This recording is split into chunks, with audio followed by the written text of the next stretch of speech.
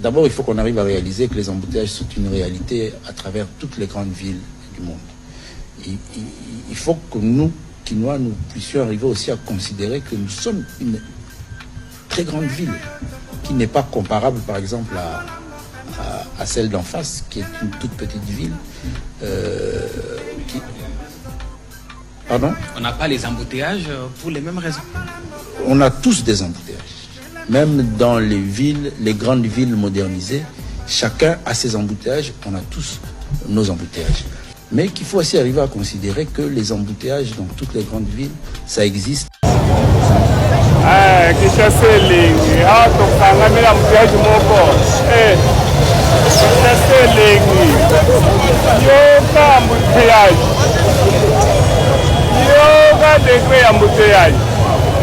Nani akotambola? Nani akotambola? Yoka dekre ya mbouteillage. Yoka dekre ya mbouteillage. Nani akotambola awa? Kasele.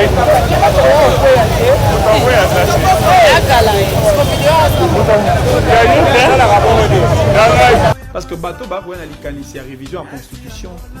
On a comment bango le rôle à locataire ici à si garantie locative na. Oh, bayer rappelé si est préavis. Atikali na une semaine kwa tikanda kwa bato. Une semaine avant de partir, locataire a commencé à caro. Commencé à pelouse. Il on a bongisi ndako. C'est ba mwinda. Non, on a likanisi okende. On a dit que bayer a robanga. C'est ça la question de l'intention. Changement approche. Bino botika Félix Tshilolo abetela ka bino ba discours wana bokolia yango. Yango ne kotonga kisasa, yango ne ekotika bino botito defaka mapa, yango ne kosisa malaria na typhoïde. Buzama boma peuple. Comment mutu moko boy azo yiba ba milliards de dollars, azo pesa bino ba promesse ya lokuta. Voilà un message. Maréchal Mobutu Aloba. Jean-Pierre Bemba, ce n'est pas lui qui a dit à mon peuple ici que Boké ne voter carte machine. À l'époque, il y a quoi? Machine à voler. Voter, oui. Ok, il y a un peuple il y a quelqu'un qui peut voter à 6 minutes. Il y était. Et vous continuez encore, un monsieur pareil, vous là. Et le dimanche, on vous verra à l'église en train de chercher Dieu. Qu'est-ce que Dieu n'a pas fait pour que vous puissiez comprendre? Qu'est-ce que Dieu n'a pas fait pour que vous puissiez comprendre? La Bible dit, pourquoi la nature ne vous enseigne-t-elle pas? Jean-Pierre Bemba a dit dans ce pays qu'il est allé pour voter, pour expérimenter la machine. Lui a fait 6 minutes. Ce n'est pas lui. Et lorsqu'il brandit, il dit que non, il a même des photos de Dubaï. Yo so sera Dubaï plusieurs fois. Yo so mona moi li dusu, moi li banga na zela ya Dubaï. Pour que non, ya punta je pesa na Dubaï, tout qu'on peut cause na biso. Zela kas. Tu comme une opération poto-poto. C'est-à-dire la boue de Banzela. Oui, mais ça une comparaison. Oui, mais ça Nzela à Dubaï, il y a comme une poto-poto dans Balabana. Poto-poto. Ça, c'est la boue. Poto-poto. Il y a venu Nini, Zela. Nico fait, ce n'est pas vrai. Avenue 24.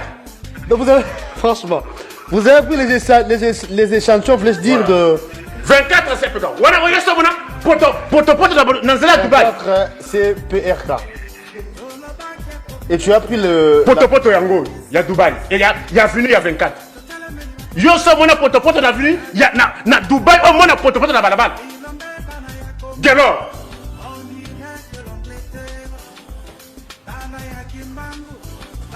Nico, franchement. Oh, c'est sérieux là? C'est comme si vous avez prélevé les échantillons pour examiner, je ne comprends plus rien là. Oh yo, toi na rond-point victoire. Yo so na poto-poto na rond-point victoire. Il y a rond-point victoire. Yo so na rond-point à Dubaï, au moins na poto-poto na balabala. Au poto-poto rond-point victoire. Ah, Nico Fel, mais franchement, on est où là? Route Mokali. Yo so na poto-poto na Nzela monena Mokali. Na Dubaï. Route Mokali, poto-poto na rond-point en échantillon.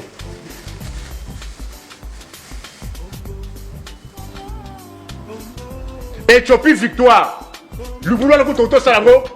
Tu as anniversaire il y a 5 ans, il y a Lubulia, rond-point, avenue Victoire en Éthiopie. Parce que il y a Ngombe, il y a boucherie.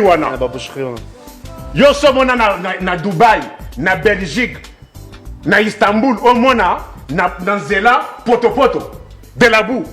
Éthiopie victoire. Et c'est bien énuméré, hein? Bien.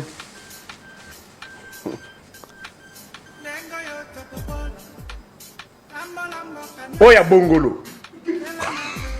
Yo sommes na Dubaï, na Bongolo, on t'a Poto na balabala. Conséquenté!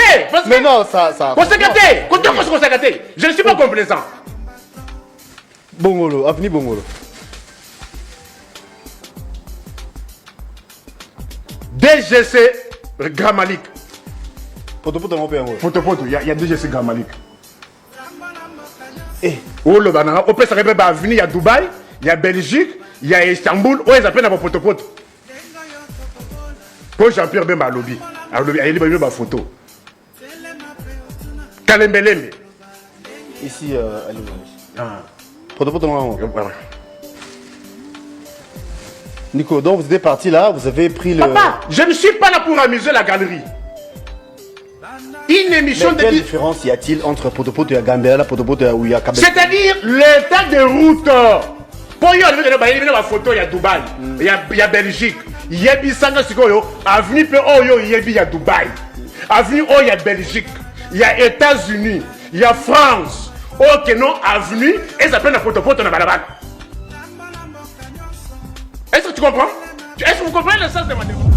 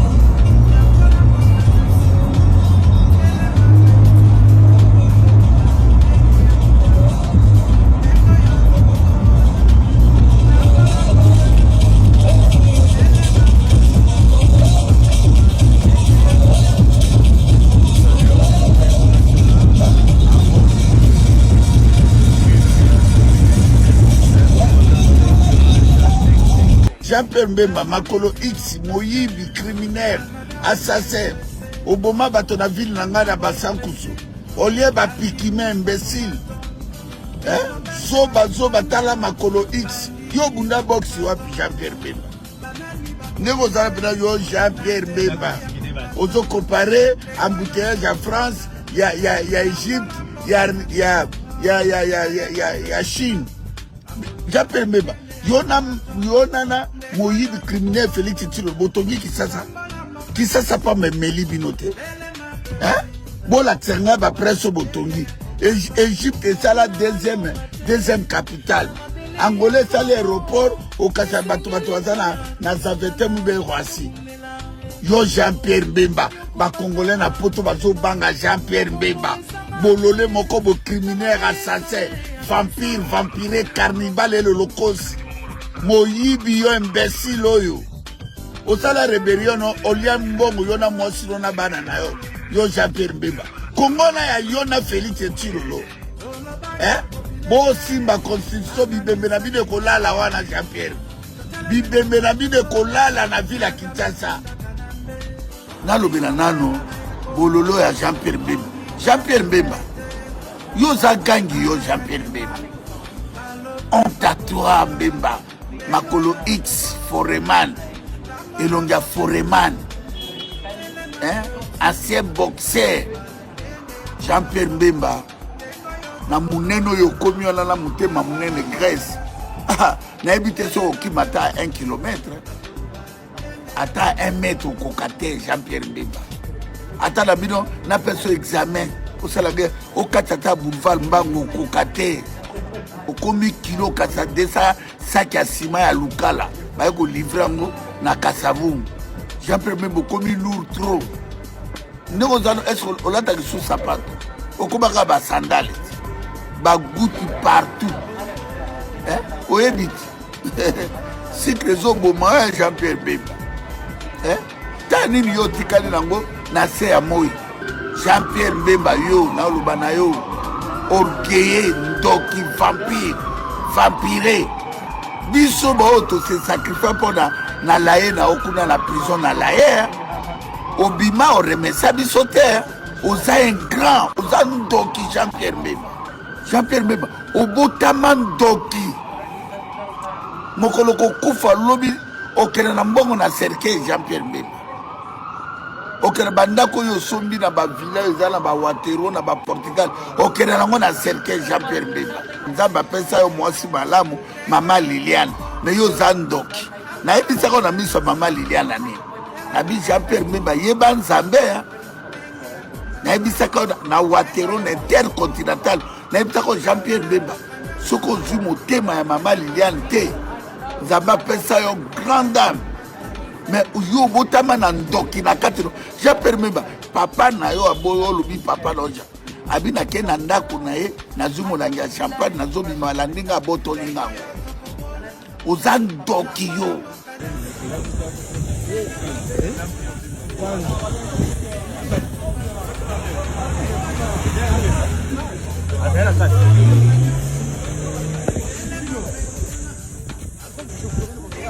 Deuxième point, on a eu une nana dans zone de la sous Martin Farouk m'a dit le président des maires. Jean-Pierre Mbemba.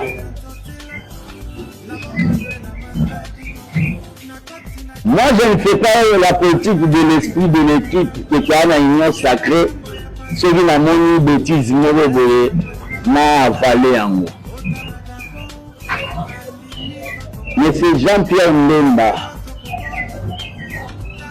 dans la vie de frère sur Maramoussou, sur le monde ici, la pension. Je invité ceux qui de l'État d'expliquer sur la politique en Congo. Les années qui te saluent 20 ans de bande à Congo, ce que vous expliquez sur la téléphone. Mais dans le téléphone intelligent, il y a le nom, il appel vidéo na mouna. Dans le tout, on a TV, M. Jean-Pierre Mbemba, maman, embouteillage. Le bandit que je vois sur la photo, il y a le Canada, où ça dit que le Japon est embouteillage, il y a le Canada, il y a l'embouteillage, il y a la Chine. Où est la raison les autres s'habillent? Par rapport à ma embouteillage, les autres se justifient qu'il y a. Est-ce que. Yombo qui est dans ma photo, vous savez d'être Bruxelles place et à la lèvre, vous expliquez l'histoire de ma photo. Donc vous avez pris le temps de télécharger ma photo, il y a un embouteillage, mort de Salama occasionnellement, à niveau à Paris, États-Unis, ainsi de suite, pour la qui s'habille. Pourquoi vous voulez que ça me condamne à son niveau? Pourquoi vous voulez que ça me condamne à son niveau? Problème, il y a un embouteillage, ils appellent la solution, normalement, il fallait la trouver. Et là, ça va la route secondaire. La même, il y a 100 jours. Caméra, on a boule, ça va sur le mouton. Mais on a lié. Ça, on doit se le dire. Là, dans le fait, c'est là dans la famille. C'est-à-dire, on doit se le dire d'autres vérités. Premièrement, c'est téléphone pour que je sois. En lieu de place, il y a un saut de mouton. Si on va ça quand on va donner ma route secondaire, il n'y aura pas des embouteillages dans Kinshasa. Je suis allé au Katanga, à la route de contournement. Je vous assure, route de contournement des attaques. route ezalaka eza bazopasola nzela na kati ya zamba eta Jacques Kabila wandani mpona koevite embouteillage ya bakamion minene na bakamion mike. Est-ce que quand on fait ça au Katanga parce que là-bas il y a des numéros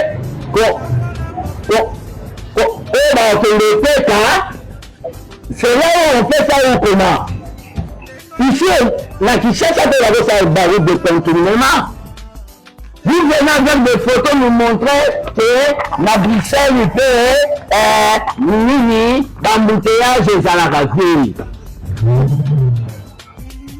C'est beaucoup capé. Le tiki. Le tiki. Lelo bana batu ke mbemba okoka na ena transport wana te bapamona ya neti na wapa. So okoka te botiki vérité za kimpolité. Et on fait la photo là les États-Unis qui ont bouteillé dans les États-Unis. Nani.